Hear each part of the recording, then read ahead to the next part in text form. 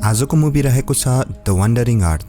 कहानीको सुरुमा नै हामी देख्न सक्छौं कि सूर्य पृथ्वीको नजिक नजिक आइरहेको हुन्छ, जसका कारण पृथ्वीका सबै ठाउँमा आगो र सुक्खापन फैलिएको हुन्छ। यसैले साइन्टिस्टहरू पृथ्वीमा आउँदै गरेको सोलर क्राइसिसको बारेमा पुरै दुनियाँमा अनाउन्स गर्छ। उनीहरू अनाउन्स गर्छन् कि यदि सूर्य यसरी नै पृथ्वीको नजिक आयो भने सूर्यले पृथ्वीलाई 100 वर्षमा नै निल्नेछ र 300 वर्षपछि पुरै सौर्यमण्डललाई खत्म गर्छ। त्यसैले युइजी अर्थात् युनाइटेड अर्थ गभर्नमेन्ट नामक संस्था मुभिङ माउन्टेन नामको एउटा प्रोजेक्टमा काम गर्ने फैसला गर्छ। यो आइडिया अनुसार साइन्टिस्टहरू ठूला मुभिङ इन्जिन पृथ्वीको ठाउँमा इन्स्टल गरिन्छ। यसको मद्दतले पृथ्वीलाई सौर्यमण्डलबाट बाहिर लान मद्दत गर्छ र पृथ्वीलाई सूर्यबाट बचाउन सकिन्छ। तर यो प्रोजेक्टको लागि धेरै खर्च हुनेवाला थियो र उनीहरूको खानाको रिसोर्स पनि दिनदिनै सकिँदै गएको थियो। यसै कारण मानिसहरू हुलदंगा र प्रोटेस्ट गर्न थालेका थिए। यी प्रोटेस्टमा सामेल हुनेहरूको अनुसार जुन खतरा पृथ्वीमा आइसकेको छैन त्यसको लागि किन अहिले नै रिस्क लिने, गभर्नमेन्टले पृथ्वी र मानव जातिलाई खतरामा लाँदैछन् भनेर प्रोटेस्ट गरिरहेका थिए। त्यही युइजी डिजिटल लाइट प्रोग्राम यानि कि डिएलपीलाई ब्यान गर्छ।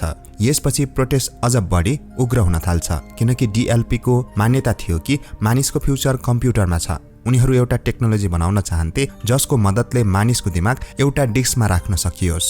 तर रिसोर्सको अनुसार यो कामलाई अगाडि बढाउन सकिरहेका हुँदैनन्। त्यसैले रिसोर्सको लागि उनीहरू ह्याकिङको मद्दतले युइजीमा हमला गरिरहन्थे। यसका साथै युइजीले रियलाइज गर्छ कि मानिसहरूको विश्वास मुभिङ माउन्टेनबाट हट्दै थियो, जसका कारण धेरै मानिसहरू यो प्रोटेस्टलाई रोक्नको लागि कोसिस गरिरहेका थिए। यही समय चाइनिज प्रेसिडेन्ट जाओ यो प्रोजेक्टको पहिलो पार्टलाई कम्प्लिट गर्नु भन्छ, किनभने उनीहरूको अनुसार पहिलो पार्ट चाँडै सकिन्छ र मानिसहरूलाई उनीहरूको मुभिङ माउन्टेनमाथि विश्वास हुन थाल्छ। जाओ भन्छ कि यसको पहिलो पार्ट कम्प्लिट गर्नको लागि चन्द्रमामा इन्जिनलाई टेस्ट गर्नुपर्छ, किनभने हामी चन्द्रमालाई पनि सौर्यमण्डलबाट धकेल्न कोसिस गरिरहेका छौँ ताकि पृथ्वीबाट ग्राभिटेसनल कनेक्सन टुट्छ। यही कामको लागि युइजी धेरै मानिसहरूलाई एस्ट्रोनटको रूपमा ट्रेन गर्नेवाला थियो।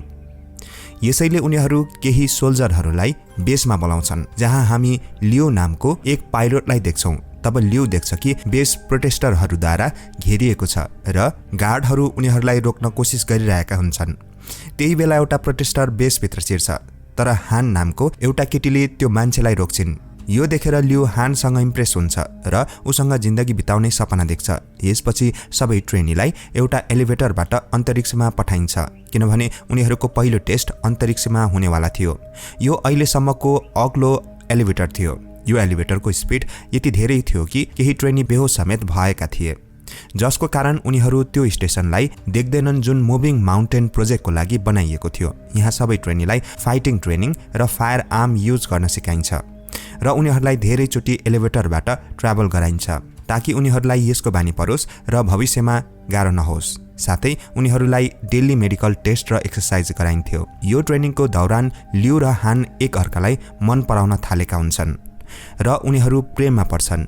एक दिन लियो गार्डलाई सिगरेटको घुस दिएर एउटा फुलको बुके बेसमा ल्याउँछ, जसलाई ऊ हानलाई दिएर प्रपोज गर्छ। अर्को मर्निङ एस्ट्रोनटको नयाँ ब्याच आउँछन् र एलिभेटरमा सामेल हुन्छन्। त्यही समय बेसमा भएको ड्रोन बाहिर आउँछ। इन्जिनियरहरूलाई थाहा हुन्छ कि उनीहरूको सिस्टम ह्याक भइसकेको छ। यही दौरान एलिभेटर आफ्नो शेड्युल भन्दा अगाडि नै माथि जान्छ। अर्कोतर्फ नयाँ ब्याचका एस्ट्रोनटहरू कपडा बदल्न थाल्छन्। तब उनीहरू नोटिस गर्छन् कि नयाँ एस्ट्रोनटहरू ट्रेनीको युनिफर्म लगाइरहेका हुन्छन्। उनीहरूलाई थाहा हुन्छ कि उनीहरू एस्ट्रोनट होइनन्, आतंककारी हुन्। यहाँ बेसमा भने ड्रोन एट्याक हुन थाल्छ र आगो लाग्छ, जसलाई रोक्नको लागि पाइलट उनीहरूलाई एट्याक गर्छन्। तर ड्रोनलाई खसाउन मुस्किल परिरहेको थियो, किनभने साइन्टिस्टहरूले सिस्टमलाई यसरी बनाएका थिए कि पाइलटले आफ्नो ड्रोनलाई एट्याक गर्न नसकोस्। त्यही ड्रोन ह्याक भइसकेको थियो, त्यसैले सिस्टममा एट्याक गर्दै थियो। यसरी नै एट्याक गर्दा गर्दै ड्रोनहरूले एउटा एलिभेटरलाई तल खसाउँछ। एलिभेटरमा भने सबै आतंककारी ट्रेनीहरूको आइडी चोर्छन् र सबै गेट बन्द गरिदिन्छन्। ट्रेनीको सिट लक हुन्छ। यहाँ जो कोही पनि उनीहरूलाई रोक्ने कोसिस गर्थे उनीहरूलाई कुटिन्थ्यो। यो एलिभेटरको अर्कोतर्फ लियो हुन्छ, जो आफ्नो सिटबाट निस्किन सफल भएको थियो र आफ्नो चस्मा युज गरेर गेटको लकलाई सूर्यको प्रकाशको हेल्पले ओपन गर्छ। अर्को साइडमा जाँदा लियो देख्छ कि उसको एक साथी घाइते भएको छ। त्यसैले लियो ती आतंककारीहरू कहाँ जान्छ र उनीहरूलाई कुट्न थाल्छ। यो फाइटमा एउटा आतंककारी उचाइबाट खसेर मर्छ। यसपछि लियो फायर एक्सटिङ्ग्विसर लिएर अर्को मान्छेलाई लखेट्छ। यसपछि त्यो आतंककारी चोरी गरिएको आइडीले एलिभेटर स्टेसनसम्म पुग्छ। चोरी गरिएको आइडीले एलिभेटरलाई स्टेसनसम्म पुर्याउँछ। ठिक यसै समय ड्रोनले उनीहरूलाई एट्याक गर्छ। बेसमा साइन्टिस्टहरू 500cc नामक इन्टेलिजेन्ट क्वान्टम कम्प्युटरको माध्यमले सिस्टमलाई ह्याकरबाट बचाउँछ, जसले गर्दा ड्रोनहरू जमिनमा खसेर ब्लास्ट हुन्छ र फेरि एलिभेटरहरूलाई साइन्टिस्टले तल धरतीमा ल्याउँछन्। यहाँ लियो अहिले पनि आतंककारीसँग लड्दै हुन्छ। त्यही समय हान मेकानिकल हातले झ्याल तोड्छ र आतंककारीलाई मार्नको लागि लियोलाई हेल्प गर्छ। अचानक उनीहरूको स्टेसन बेसमा ब्लास्ट भएर झर्न लाग्छ, किनभने त्यो आतंककारीले मर्नुभन्दा अगाडि नै डेटोनेटर प्रेस गरेको थियो। स्टेसन बेसमा खसेर क्र्यास हुन्छ। बेसमा खस्दा सबै ट्रेनिजहरू मर्छन्, तर लियो र हान भने जिउँदो हुन्छन्। न्युजमा बताइएको थियो कि ब्लास्टमा 3000 मान्छेको ज्यान गएको छ। यो सुनेर मान्छेहरू झन चर्को विरोध गर्छन्। यो प्रोटेस्टमा आतंकवादी हमला र हुलदङ्ग पनि हुन्छ। मानिसहरू डिएलपी रोक्ने माग गरिरहेका थिए। यहाँ जाओ आफ्नो एसिस्टेन्टलाई त्यो स्पिचलाई पढ्न भन्छ, जसले युइजी प्रोजेक्टमा विश्वास राख्नु भन्ने कुरा लेखिएको थियो। यसै बीचमा जाओ अमेरिकन एम्बेसेडरसँग हेल्प माग्छ। केही हप्ताको समयपछि क्रायोस्लिपिङ पर्ट्समा मान्छेहरूलाई राखेर चन्द्रमामा गएर इन्जिनमा काम गर्नको लागि पठाइन्छ। यसै बीचमा हेङ्ग्यू नामक एक कम्प्युटर इन्जिनियर क्रायोस्लिपबाट उठ्छ। ऊ 550A नामक एआई र उसको छोरी यायाको रेकर्डिङ चेक गर्छ। 550A को मद्दतले नै याया हेङ्ग्यूसँग कुरा गर्थ्यो। यहाँ हामीलाई थाहा हुन्छ कि हेङ्ग्यू पहिले डिएलपी को लागि काम गर्थ्यो। ऊ 550C सम्म पुग्नको लागि चन्द्रमामा काम गर्न आएको थियो। वास्तवमा 550C पुरै बेसलाई कन्ट्रोल गर्थ्यो। त्यसैले हेङ्ग्यूलाई लाग्छ कि ऊ 550 को प्रयोग यायाको क्लिप बनाउनको लागि युज गर्छ, जसले केही समयको लागि उसको मरेको छोरी यायाको दिमाग एआईमा डेभलप हुन्छ। यहाँ उसले थाहा पाउँछ कि जाओ नामको कम्प्युटर इन्जिनियर 550C को इन्चार्ज थियो। ऊ चाहन्छ कि हेङ्ग्यू उनीहरूको सिस्टमको अपरेसनको लागि उसको साथ काम गरोस्। यसपछि हेङ्ग्यू र जाओ 550C को पहिलो टेस्ट स्वरूप बेसको सबै सेक्टरलाई एक्टिभेट गर्न थाल्छन्। जब कम्प्युटरले काम गरिरहेको हुन्छ तब जाओ हेङ्ग्यूलाई आफ्नो दिमागको डिजिटल कपी दिन्छ। अब हेङ्ग्यू एकान्तमा आफ्नो पास्टलाई याद गर्छ, जसमा एउटा एक्सिडेन्टमा उसको श्रीमती मारिएकी थिइन्, तर छोरी याया चाहिँ केही समयको लागि बाँचेकी थिइन्। त्यसैले हेङ्ग्यूको दिमाग कपी गर्नको लागि हेङ्ग्यूले उसलाई डिएलपीकोमा लगेको थियो, तर उनीहरू हेङ्ग्यूलाई मद्दत गर्न चाहेनन्, किनभने उनीहरूको टेक्नोलोजी अहिलेसम्म पनि तयार भइसकेको थिएन। यहाँ हेङ्ग्यूको भेट जाओसँग हुन्छ, जसलाई दया लाग्छ र यायाको दिमाग 550A नामक एआईमा दिमाग ट्रान्सफर गरिदिन्छ। यहाँ प्रेजेन्टमा हेङ्ग्यू जाओसँग रिक्वेस्ट गर्छ कि यायाको दिमाग 550C मा हाल्नु भन्छ, तर जाओ भन्छ यायाको दिमाग 550A ले नै पुग्छ। तब सिस्टम डिटेक्ट गर्छ कि त्यहाँ Z9 लेभलको सोलर स्ट्रम आउनेवाला छ। त्यसैले सबैजना बेसमा फर्किन्छन्। सोलर स्ट्रमले 550C को एआईलाई डिस्ट्रोय गर्छ। यसको मद्दतले 3 दिनमा प्रोजेक्ट लन्च गर्नु थियो। अब हेङ्ग्यू आफ्नो 550A प्रोजेक्टको लागि यो प्रोजेक्टको लागि दिन्छ र यायाको दिमागको डिस्क निकालेर आफूसँग राख्छ। 3 दिनपछि 3वटा इन्जिन टेस्ट गरिन्छ। तब चन्द्रमा आफ्नो ठाउँबाट केही शिफ्ट हुन्छ।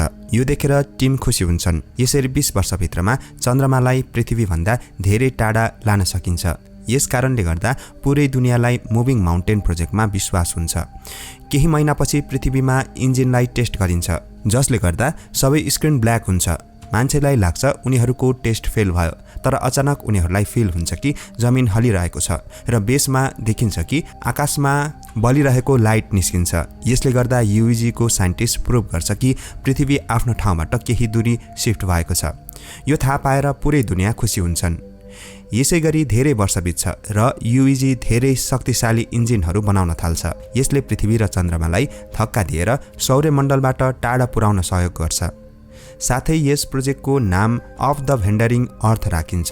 550C द्वारा धेरै बिल्डिङ बनाइन्छ। अब मानिसहरू युइजी को प्रोजेक्टलाई पुरै तरिकाले एक्सेप्ट गर्छन्, जसकारण डिएलपी पुरै तरिकाले गायब हुन्छ।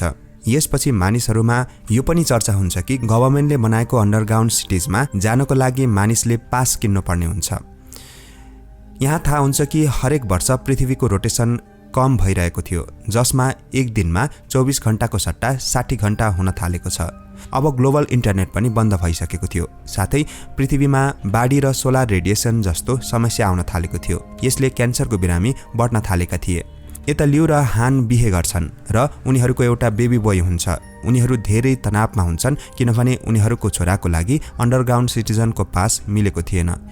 यसै बीचमा हानलाई क्यान्सर हुन्छ अनि त्यही भएर उनीहरू अरू तनावमा हुन्छन्।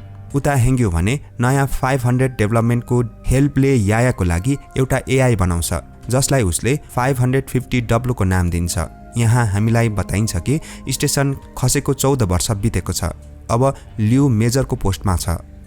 एक दिन लिउलाई अन्तरिक्षमा पठाउनका लागि उसको इन्टरभ्यू लिन्छ।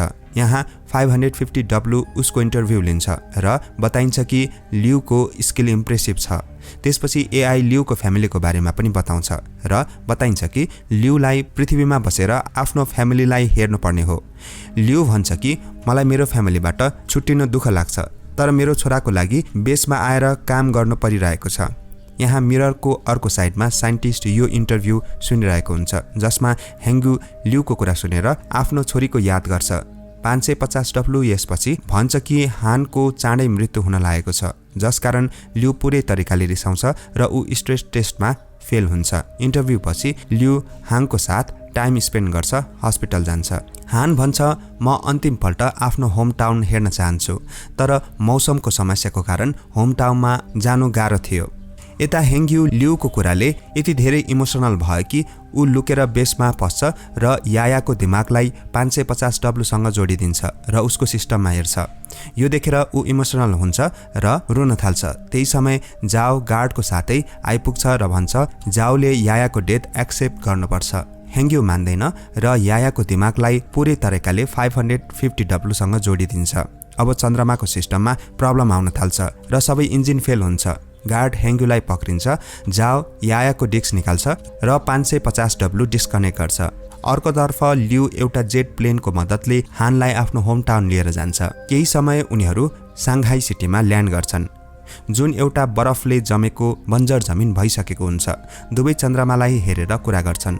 हान भन्छ कि समय आएपछि म सानले मर्न चाहन्छु। यहाँ युइजीका मान्छे हेङ्ग्युले गरेको सिस्टम प्रब्लमको बारेमा कुरा गर्छन् र नोटिस गर्छन् कि यो त्यही ह्याकिङ जस्तै थियो जुन केही वर्ष अगाडि गरेको ड्रोन र एलिभेटर ह्याकिङ जस्तै थियो। उनीहरू 550W को ह्याक रोक्न कोसिस गर्छन्, तर हरेकचोटि लक हुन्छ। त्यही बेला चन्द्रमाको इन्जिन ब्लास्ट हुन्छ र पृथ्वीतिर आउँछ। अब पृथ्वीमा सुनामी आउन थाल्छ। यस इमर्जेन्सीको कारण लिउलाई पनि आफ्नो ड्युटीमा बोलाइन्छ। लिडरहरू अन्डरग्राउन्ड सिटी खोल्न सुरु गर्छन् ताकि सुनामीबाट मान्छेलाई बचाउन सकियोस्। यहाँ लिउ मिसन जानुभन्दा अगाडि नै हानको मृत्यु हुन्छ। हानको बुवाले हाङको छोरीलाई अन्डरग्राउन्ड सिटीमा लान्छ। यसै बीचमा जाओ युइजीसँग सपोर्ट माग्दै बताउँछ कि पृथ्वीमा भएको सबै परमाणु हतियार युज गरेर चन्द्रमालाई डिस्ट्रोय गर्नुपर्छ ताकि उनीहरू चन्द्रमालाई पृथ्वीमा ठोकिनबाट रोक्न सकोस्, जसमा सबै देश आफ्नो हतियार दिन मान्छन्। यसै बीचमा जाओ हाङ्ग्युसँग भेट्न जेलमा जान्छ र भन्छ कि ऊ पृथ्वीको इन्जिनलाई चाँडै एक्टिभेट गर्न चाहन्छ र यसको लागि उसले ग्लोबल इन्टरनेटलाई फेरि एक्टिभेट गर्नुपर्ने हुन्छ। साथै जाओ बताउँछ कि इन्टरनेटको एउटा सर्भर पानीमा डुबेको छ, जसको केयर गर्नको लागि हेङ्ग्युको जरुरी छ। हेङ्ग्यु उसको कुरा मान्दैन, तर जाओ यायाको डिस्क देखाएर उसलाई ब्ल्याकमेल गर्छ। अब हेङ्ग्युलाई उसको कुरा मान्नु नै पर्छ। अर्को सिनमा परमाणुलाई ट्रान्सपोर्ट गर्नलाई लिउको साथै अरू धेरै पाइलटलाई चुनिन्छ। पृथ्वीमा मिसिङ इन्टरनेट खोज्नको लागि 3 टिमलाई बेजिङ, टोकियो र ड्यालियस पठाइन्छ।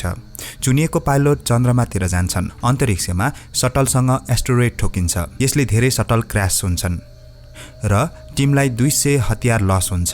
अब उनीहरूको साथमा 180 हतियार मात्र थियो। केही समयमै बाँकीको सटल चन्द्रमाको सर्फेसमा आउँछ। त्यही बेला एस्टेरोइड एउटा सटललाई हिट गर्छ।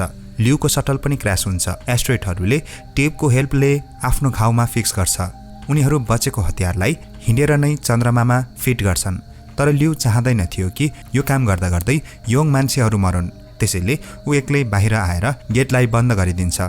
उता पृथ्वीमा हेङ्ग्यु र इन्टरनेट कनेक्सन गर्ने काममा लाग्छन्। चन्द्रमामा भने लिउ हतियारलाई ट्रान्सपोर्ट गरिरहेको हुन्छ। त्यति बेला पृथ्वीमा चन्द्रमाको पार्टहरू खसेर बिल्डिङहरू हल्लिन्छन् यही क्रममा काम गर्ने औजार खसेर जाओको खुट्टामा लाग्छ। ऊ नराम्रो तरिकाले फस्छ। त्यही बेला त्यो रुममा पानी भर्छ।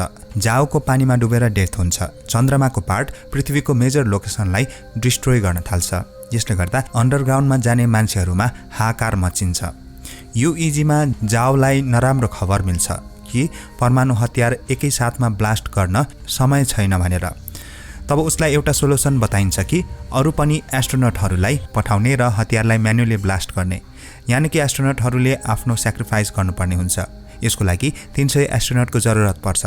उता पाइलट भन्छ कि हामी बुढा मान्छे जान्छौँ, यङ मान्छे फ्युचरको हेरचाह गर्नुपर्छ र उसको कुरा मानेर सबै पुराना पाइलटहरूलाई चन्द्रमाको सतहमा पुर्याइन्छ, जहाँ ल्यू उनीहरूलाई आएको देखेर अचम्ममा पर्छ तर कम्युनिकेट गर्न सक्दैन किनकि उसको कम्युनिकेसन मेसिन खराब भएको थियो। अब ल्यूलाई पृथ्वीमा पठाइन्छ। उता युइजी भन्छ कि टोकियो र डेलियसको सर्भर रिकनेक्ट भएको छ तर बेजिङको सर्भर अहिलेसम्म आएको छैन। यहाँ बेजिङमा हामी देख्छौँ कि हेङ्ग्युको रुममा पानी भर्न लागेको छ र ऊ कीलाई सही कम्प्युटरमा जोड्न सक्दैन। त्यही बेला चन्द्रमामा एस्ट्रोनट सबै परमाणु हतियारलाई ब्लास्ट गर्छन्। ठिक उसै समय हेङ्ग्यु पनि उसको माइन्ड डिस्कलाई कम्प्युटरमा जोडिदिन्छ। यसले गर्दा चन्द्रमा पुरै तरिकाले ब्लास्ट हुन्छ। अब चन्द्रमाको खरानी पृथ्वीतिर आउँछ। यसैले पृथ्वीलाई त्यहाँबाट चाँडै हटाउनु पर्थ्यो। यहाँ हेङ्ग्यु यायालाई एक्टिभ गर्छ र उसलाई की देखाएर भित्रबाट एक्टिभ गर्नु भन्छ। तब रुममा पानी भर्छ र हेङ्ग्युको पनि डेथ हुन्छ। त्यही चन्द्रमाको पार्ट पुरै दुनियाँमा खस्न थाल्छ। त्यही युइजी इमर्जेन्सी मेसेज पठाउँछ कि मिसन फेल भयो। अब शहरमा दङ्गा मचिन्छ। जाओ हार मान्दैन, इन्जिनमा आगो लगाएर उल्टो गन्ती गर्नु भन्छ। यही समय बेजिङमा हेङ्ग्युको दिमाग कम्प्युटरमा एक्टिभ हुन्छ, जहाँ ऊ आफ्नो छोरीलाई भेटेर खुसी हुन्छ र हेङ्ग्यु एआईमा गएर इन्टरनेट सर्भरलाई एक्टिभेट गर्छ। तब जाओको कुरा मानेर एउटा मान्छेले इन्जिन स्टार्ट गर्छ र हेर्दा हेर्दै पृथ्वी मुभ गर्न थाल्छ र चन्द्रमाको पार्टबाट बच्छ। यो देखेर पुरै दुनियाँका मान्छेहरू रमाउन थाल्छन्।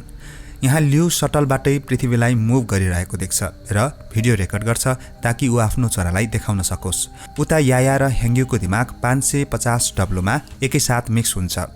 यसपछि हामी 60 वर्षपछि देख्न सक्छौँ पृथ्वी अब 24 घण्टा सिस्टममा गइसकेको हुन्छ। जाओ रिटायर भइसकेको हुन्छ। उसको एसिस्टेन्ट युइजीमा उसको लेगेसीलाई अगाडि बढाइरहेकी हुन्छन्। अब चन्द्रमासँग केही खतरा छैन। त्यही भएर प्लानको अर्को पार्ट सुरु हुन्छ, जस अनुसार 10 वर्षपछि पृथ्वीलाई जुपिटरको नजिक उडाइन्छ र पृथ्वीलाई सधैँको लागि सौर्यमण्डलबाट बाहिर लगिन्छ। यसैले इन्जिन हेर्नको लागि एउटा स्पेस स्टेसन बनाइएको हुन्छ जसको इन्चार्ज ल्यू हुन्छ। यसको साथै यो मुभी सकिन्छ। तपाईलाई मुभी एक्सप्लेनेसन कस्तो लाग्यो? यस्तै मुभी एक्सप्लेनेसनको लागि यस च्यानललाई सब्स्क्राइब गर्नुभएको छैन भने कृपया सब्स्क्राइब गरेर नजिकै आउने बेल आइकनलाई दबाउनुहोला।